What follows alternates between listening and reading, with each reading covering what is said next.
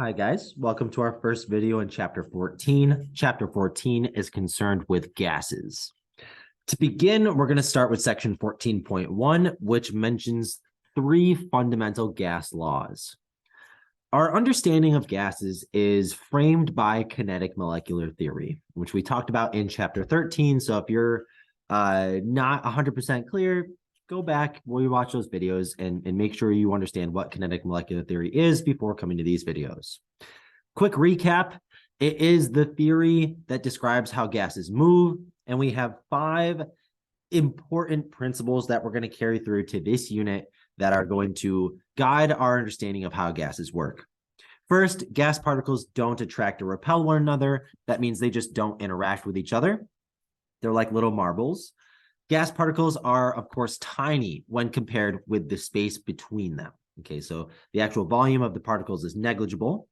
They're in constant random motion. No kinetic energy is lost when they collide. Remember, that's an elastic collision. And then all gases have the same average kinetic energy. Remember from last video or the video before last, we talked about how a sample of matter is going to have variable temperatures for each individual particle, but the average particle is still going to move with a certain kinetic energy, right? So if we want to increase that kinetic energy, we'll increase the temperature. Just as a reminder, we can think about our gases as being spread out, moving around randomly, and we can, of course, compress and expand our gases, right? So let's talk about the nature of gases, right? Let's really take a step back and focus on what we can conclude from kinetic molecular theory. First, just like everything in high school and even introductory college level sciences, we're making an approximation. Gases don't actually obey all of the assumptions of the kinetic molecular theory. There is some interaction, of course, by London dispersion forces when the gas particles are near one another. Maybe they're moving and bump into each other more, but there's not going to be a perfect assumption. But for most gases, especially gases made out of small particles, kinetic molecular theory offers a very close approximation, and we can still draw valid conclusions from kinetic molecular theory, even if every single gas isn't following those assumptions to a T. If you're curious about what the real gas laws are, the more complicated ones, you can learn about that in college. It does require some advanced mathematical studies about statistics and calculus. So that would be later in your career. Again, our understanding is good with just the basis that we have. Something really important for you to notice is that all of those 5 assumptions that kinetic molecular theory is making are based on 4 factors about the gas. The amount of gas particles, which we denote as N, this is measured in moles. The temperature measured in Kelvin. Recall that Kelvin is degrees Celsius plus 273. The pressure measured in atmospheres or kilopascals typically, although we have a couple other units. And then finally, the volume measured in liters. So there's really only 4 variables, 4 qualities of gases that are affecting how the gas is behaving. Well, scientists are able to see how these variables might be related, and that's where we get a lot of our gas laws. The earliest gas law we have is called Boyle's law. This is from an Irish chemist in the 1600s, and he was looking at gases, and he came up, he discovered the following natural law, and it's called Boyle's law. He said that the volume of a given amount of gas held at a constant temperature varies inversely with pressure. So to write that out mathematically and to give us our most useful equation here, we can see P1 times V1 equals P2 times V2. So if I increase the pressure on a system, like in my example down here, I'm going to cause the volume to decrease, right, by compressing my gas. Imagine pushing down on this piston. You're compressing the gas by increasing the pressure. This is only valid if we have a constant amount, number of moles, right, N, and a constant temperature. All right, so if we hold those two constant, we increase the pressure and we're going to decrease the volume, and that is Boyle's law. So let's look at an example of how we would solve a problem like this. It says a helium gas balloon, helium, of course, being a fairly ideal gas, not having those interactions, is compressed from 4 liters to 2.5 liters at a constant temperature. If the pressure of the gas in the 4-liter volume is 210 kilopascals, what will the pressure be at 2.5 liters? So I'm going to highlight some key aspects of this, right? It's compressed from 4 to 2.5 liters.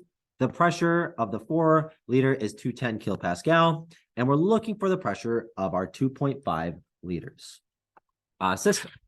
I often find with these gas law problems that's easiest to list out each of my variables, right? So it's compressed from 4.0 liters. And so that means this tells me this is my starting volume. So I'll call that V1, and it ends at the second volume, which I'll call V2. The initial volume has this initial pressure of 210 kilopascals. And the second volume, second pressure is what we're looking for. So I'll say V1 equals R4.0 L. V2 equals 2.5 L. P1 equals 210 kilopascals. And P2 is what we're looking for. So if I use Boyles's law, P1 V1 equals P2 V2. P2 V2, I can now just plug in. All right. And so if I want to get mathematical about this, I can say, okay, I'd like to solve for P2. So that means I'm going to divide over my V2 to isolate those. So if I rearrange this equation, I've got P1 V1 over V2 equals P2. And so if I plug in, my P1 is P1 is 210 kilopascals. My V1 was 4.0 L. And I can divide that by my V2, which is 2.5 L. Now, check this out, and this is where chemistry is consistent, right? The units. Liters cancels with liters. I am left with a unit of kilopascal, which is the unit that I would like to have because I'm looking to get a pressure, right? So if I end with the correct unit, then that's definitely a good sign. And if I do my math for this, I'm going to end up with 340 kilopascals. And I take a step back and think about it and say, okay, my volume went down. Therefore, if I push down on a gas, the pressure should have gone up, which we see the pressure did go up, right? So that answer makes sense. So that's our first gas law. Moving on to the second gas law, we have what's called Charles's law. Charles was another physicist, but he was a French guy, and he was in the late 1700s, and he looked at temperature and volume. And he found that what is called Charles's law, and he found that the volume of a given mass of a gas is directly proportional to its Kelvin temperature at a constant pressure. So that means if you increase the temperature, you're also going to increase the volume. You, of course, can see this on a hot air balloon, or if the temperature decreases outside and the air in your tires gets a little bit less voluminous. It shrinks a little, like a balloon will shrink if it gets cold. Well, so our equation for that is V1 over T1 is V2 over T2, right? That is a directly proportional relationship. And this, of course, assumes this time we, again, constant amount, but this time we have constant pressure as well. Okay, so this is, again, only valid if constant temperature and constant pressure. And so here's the visual, right? You take your gas, it's in a piston. If you heat it up and make sure that you have the same pressure in there, 1 atmosphere in both cases, you are going to increase the volume of that gas, just like a hot air balloon. So again, we'll take a look at an example for how we would do a problem like this. The problem we have says that we have a gas sample at 40 degrees Celsius. I'm going to highlight that. Remember, we do need to work in Kelvin, right? Gas sample at 40 Celsius occupies a volume of 2.32 liters. And I'm just going to quickly give this as T1 and V1, right? Just quickly annotating. And it says, if the temperature is raised to 75 degrees Celsius, what will the volume be? So that is our T2. And the question is, what will V2 be, right? So if we think back to our equation, right, V1 over T1 is V2 over T2. V1 over T1 is V2 over T2. And in this question, it says I'm looking to solve for V2, right? That's what I'm looking for. So I'm going to highlight V2, and I'm going to rearrange to solve for V2, right? So if I have my T2 here, and I don't want my T2 there, I'm going to multiply it up. So T2 is going to move to the top. V1 times T2 over T1 is going to equal my V2.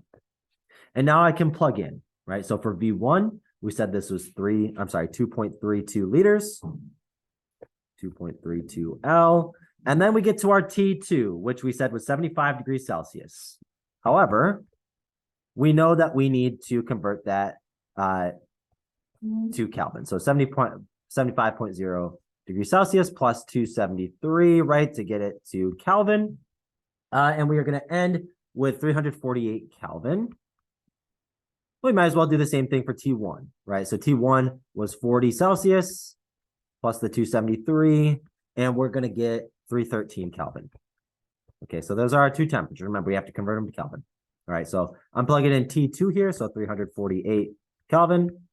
And I'm going to divide that by my T1, which was the 313 Kelvin. Check out the magic here. We get our units to cancel. Kelvin cancels with Kelvin. And we are left with liters, which is what we want. And so if we do this math out, we are going to get 2.58 L, 2.58 liters. And so we think, okay, my volume went up. Does that make sense? Again, it should make sense because I increased the temperature on my sample, and that's going to cause the volume to increase. So that was Charles's law. We've got one more fundamental law for this video, and that is the Gay-Lussac's law. So Joseph Gay-Lussac, he's another French guy working around the same time as Charles, right, in the 1700s. He also explored gases, but for the Gay-Lussac law, he is looking at a condition where we have constant amount of particles and constant volume, whereas Charles had constant pressure. And so what Gay-Lussac was able to derive was the Gay-Lussac's law, and it states that at the pressure of a given mass of gas varies directly with the Kelvin temperature when the volume remains constant. Or we have a direct relationship between pressure and temperature as indicated in this formula here. I'm not going to do an example of the Gay-Lussac's law because it's very, very similar to Charles's law. You can see the formulas look very similar. The only difference is for a Gay-Lussac law, you have pressure replacing your volume. All right, guys, that's all I have for this video. Thank you guys for watching, and I'll see you in the next one.